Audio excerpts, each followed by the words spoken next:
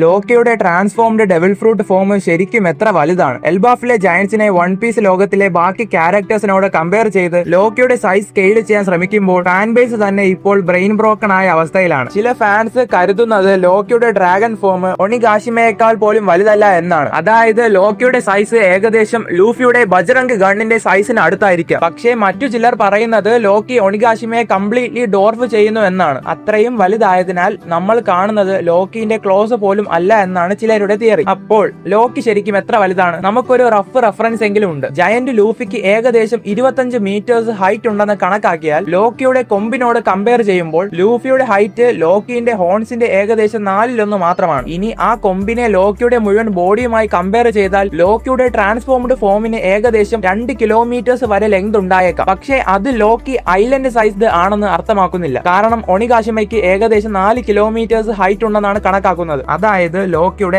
Actual size നമ്മൾ ഇതുവരെ കരുതിയതിലും വലുതായിരിക്കും. പക്ഷേ ഒണിഗാഷിമയേക്കാൾ വലിയൊരു ലീവിംഗ് ഐലൻഡ് ആണെന്ന് പറയാൻ ഇപ്പോഴും കൂടുതൽ എവിഡൻസ് ആവശ്യമാണ്. Think about that.